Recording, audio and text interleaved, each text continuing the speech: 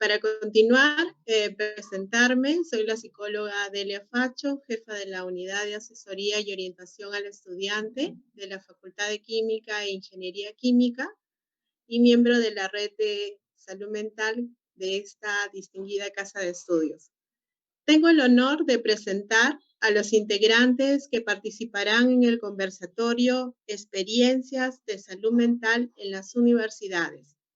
que es la segunda parte de esta jornada, y paso a presentarnos. El primer ponente que nos va a dar la introducción a nuestro conversatorio es el doctor Alberto Loarte Quintana Peña, psicólogo, docente principal e investigador con estudios de pre y posgrado en la Universidad Nacional Mayor de San Marcos, certificado por CONCITEC como investigador RENACYT, con varias decenas de artículos y publicaciones y unas 3.500 citas identificadas con Google Scholar en los últimos 5 años. Además, también certificado por el CINEACE, Minedu, como evaluador externo con fines de acreditación. Gran experiencia profesional y académica en psicología clínica y psicología educativa, miembro de la Asociación Americana de Psicología, APA, y miembro de la Asociación Latinoamericana de Análisis, Modificación del Comportamiento y Terapia Cognitivo-Conductual, ALAMO. Doy la bienvenida al decano de la Facultad de Psicología de la Universidad Nacional Mayor de San Marcos, doctor Alberto Loarte Quintana Peña. Buenas noches, señora vicerrectora académica de pregrado, doctor Velarde, demás colegas, autoridades y docentes de nuestra universidad, estimados colegas invitados. Alumnos, colegas administrativos y público en general que nos están viendo. Las reacciones emocionales, que dicho sea de paso, suponen para su respuesta una serie de cambios hormonales que por lo tanto usan parte del sistema endocrino que participa en el sistema inmunológico, que es el sistema que se ocupa, por decirlo en forma trivial, simple, de encontrar los mecanismos para afrontar cualquier germen, etcétera, externo. No son un problema principal. Las reacciones emocionales desbordantes son simplemente la resultante de situaciones evaluadas como estresantes, que no son otra cosa que encontrarse frente a una situación que por su novedad las personas aún no hemos aprendido previamente estrategias de afrontamiento eficaz, es decir, no hemos aprendido o la situación aún no nos permite aprender estrategias adecuadas para transformarlas en situaciones que nos reporten bienestar o bien evitar el malestar. Es decir, repito, la reacción emocional, más que ser el problema, es la alarma que activa nuestro cuerpo informándonos que la situación en que nos encontramos como personas, nuestra existencia, le dije que iba a trabajar así sin PPD. Que le decía, en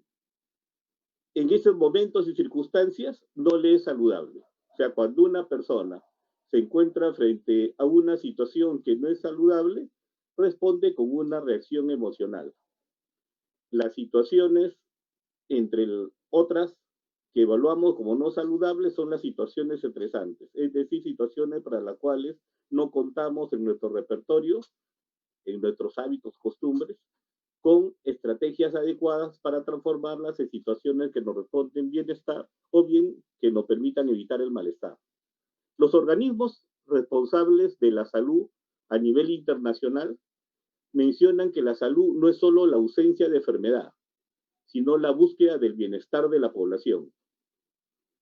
En ese sentido, permítame recordar que la actual ley de salud mental se inicia con una constatación de determinantes psicosociales de los problemas de salud mental en la población peruana. acorde con lo que son las investigaciones epidemiológicas actuales, hechas más que todo por médicos psiquiatras que por psicólogos,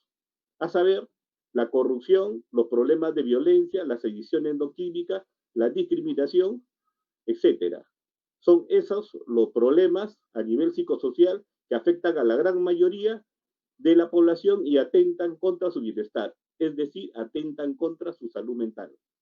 Y sin embargo, esa misma ley en sus últimos 14 artículos norma lo que sería una intervención de corte biomédico en la cual obviamente ya no tenía mucho sentido que los psicólogos estén presentes, al punto que en la primera aprobación de la ley que manda el Parlamento al Ejecutivo, simplemente no existía la carrera de psicología.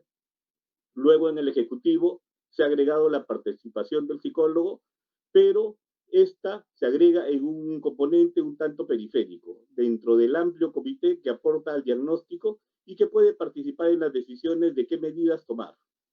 Y si bien se habla de una intervención eminentemente o prioritariamente comunitaria, es necesario hacer una diferencia. Una cosa es tratar los problemas comunitarios desde la perspectiva de la problemática misma como comunidad, y otra cosa muy diferente es llevar la clínica psiquiátrica a la comunidad.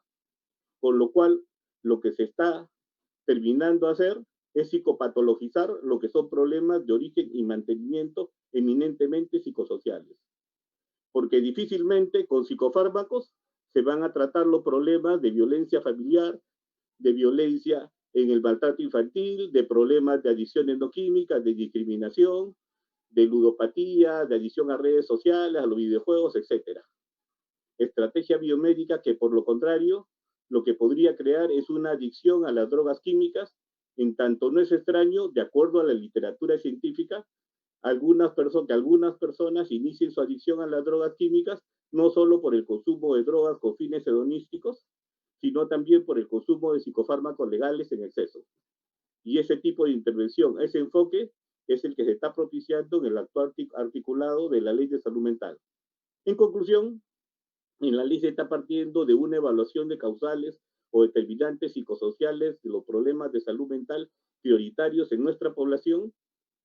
que la misma ley dice en sus primeros artículos, y sin embargo realiza la programación de una intervención eminentemente biomédica, donde lo prioritario ya no es tanto la prevención y la promoción de conductas saludables, sino la atención mediante psicofármacos, y se aborda más lo que es la desinstitucionalización de las personas que ya tienen un diagnóstico psicopatológico eh, perfecto, con lo cual al final no se va a encontrar diferencias de límites que discriminen entre lo que es una persona que realmente tiene problemas y diagnósticos comprobados de acuerdo a las clasificaciones internacionales, que van a convivir con nosotros en la comunidad, con personas cuyo problema no es de origen biomédico y que por lo tanto no necesitan de psicofármacos, a lo que se le considera al igual que a las personas anteriores. Y esa es la razón por la cual, no solo pensando en la profesión del psicólogo, sino porque, repito, esta ley comienza proponiendo la defensa de los derechos de los colectivos que estaban reclamando que se atiendan esas situaciones de violencia, discriminación y otros problemas psicosociales que mencionaba al inicio, y se termina más bien respondiendo a intereses ajenos a esos colectivos. Pues, entre las disposiciones que menciona como prioritarias es invertir en el financiamiento para que todos los establecimientos de salud se estoqueen de psicofármacos. Es por todo ello que el Colegio de Psicólogos del Perú ha interpuesto una demanda de inconstitucionalidad a la ley que nuestro Tribunal Constitucional ha admitido ya. Pero bueno, la ley en mención es la vigente, y mientras lo esté, vamos a continuar dentro de su lógica y la razón de ser de este conversatorio. Y esto me lleva a que cuando se inaugura el Centro de Salud Mental Comunitario Universitario, en una entrevista que me pidió el diario La República, precisé que los problemas de salud mental en la población universitaria, de acuerdo a los estudios hasta ese momento, y si bien afectaban al 87% de los universitarios, sin embargo, solo el 10% era afectado a un nivel alto y un 21% a un nivel medio. Es decir, un 31% podría necesitar o bien apoyo psicológico a sus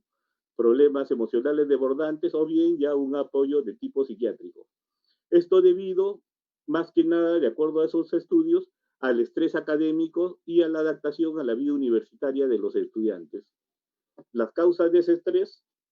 que se habían encontrado eran las evaluaciones de los profesores mediante los exámenes, los ensayos, los trabajos de investigación, etcétera, la sobrecarga de tareas y trabajos y el enfrentar las evaluaciones de los cursos. También se había encontrado que los estudiantes de los primeros ciclos se estresaban más que lo de los últimos años y ello era fácilmente explicable porque la llegada a un nuevo ambiente, los nuevos métodos de enseñanza y la presión por encontrar un lugar de cómo encajar en este nuevo medio social podría estar daba lugar a estas situaciones novedosas que generan la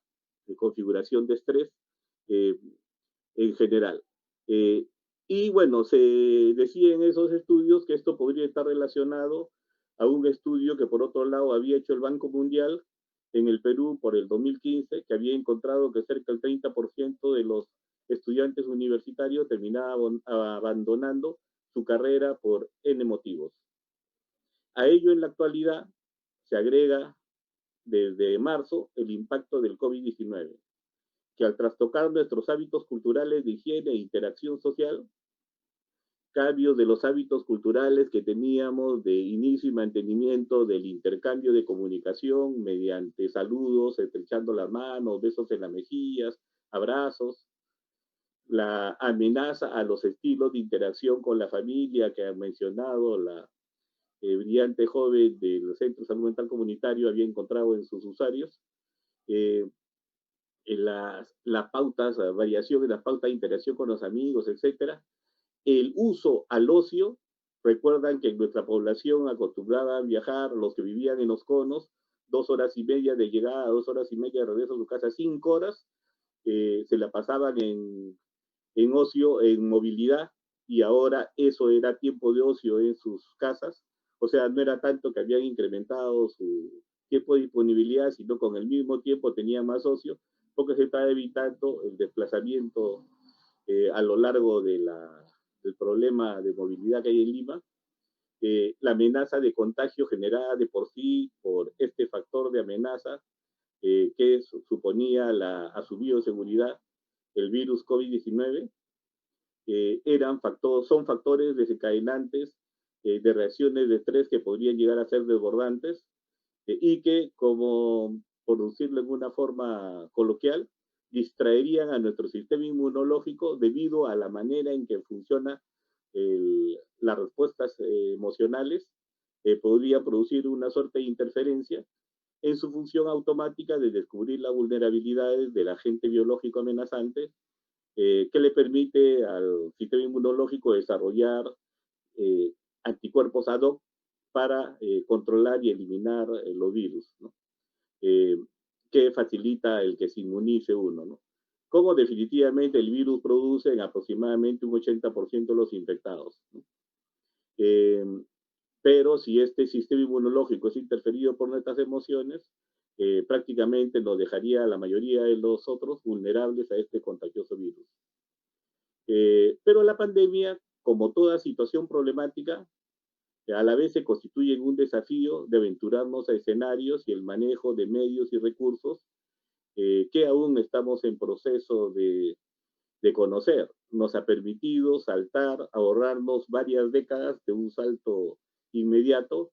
al teletrabajo, a la teleeducación, a la teleasistencia terapéutica virtual. Y por lo tanto es una oportunidad de desarrollar nuevas competencias y descubrir los recursos que este nuevo escenario nos viene brindando para el logro de nuestros objetivos como personas, como alumnos, como docentes, etc. Bien, ¿y esto qué implicaba? Implicó que para simplificar, porque se me vaya a acabar el tiempo, hicimos desde fines de marzo, una serie de estrategias de corte preventivo promocional que nos que permitían a las personas ir motivándolos a modificar sus hábitos, costumbres. Y en principio postulábamos una propuesta como estrategia, la mejor estrategia de resiliencia. Esto también lo trabajamos a nivel de los estudiantes universitarios y justo lo comenzamos a presentar en una conferencia que me hizo la Facultad de Letras, tienen una especie de noticiero virtual, y donde anunciamos lo que después se convirtió en una estrategia de prevención para que le facilitamos a todos los alumnos de la universidad, lo mandamos por nuestras redes, para que se familiaricen con todas las ventajas que permite este nuevo escenario virtual para lo que es la enseñanza-aprendizaje. Otra de las cosas que hemos hecho, ya continuando con esa lógica, es desarrollar un centro de telepsicología para atender la emergencia de los desórdenes, de los desbordes emocionales de los alumnos, docentes y personal administrativo, que dicho sea de paso, no es solo hacer entrevistas por mí, con la correspondiente empatía, rapport, autenticidad y todos los mecanismos para asegurar una buena entrevista, sino y sobre todo es hablar con todos nuestros conocimientos profesionales y académicos que nos han permitido conocer las regularidades que explican el origen, mantenimiento y cambio de las creencias, acciones y emociones de las personas para poder ayudar a los usuarios a aprender más que a solo sobrellevar su estrés o a solo elaborar su duelo. Que aprendan a adaptarse a las condiciones adversas que experimentan para, siendo resilientes, modificar su forma de interpretar sus circunstancias problemáticas y solucionar los problemas, destacando las oportunidades que ofrece la situación y las fortalezas adquiridas por su historia de vida, que les permiten acceder a mayores niveles de bienestar, sobrellevando sus debilidades y amenazas del medio. Y en el plano académico, algunos deben de ya conocer, con un grupo de colegas también de otras universidades, hemos ya construido, hemos adaptado una propuesta que nos facilitaron colegas españoles, una escala para medir el perfil de impacto emocional COVID-19 en universitarios peruanos, que salió con muy buenos índices psicométricos de validez y confiabilidad, y estamos en pleno desarrollo de una investigación sobre los factores asociados al impacto psicológico del COVID-19. Y bien, solamente para terminar, lo que les recomendaría a la población y a todos los que nos escuchan es a ser resilientes, a buscar dónde están las oportunidades que nos brinda el nuevo escenario. Muchísimas gracias. Gracias, doctor. Muy interesante, siempre despertando el espíritu crítico con el San Marquino y compartiendo las experiencias. Gracias.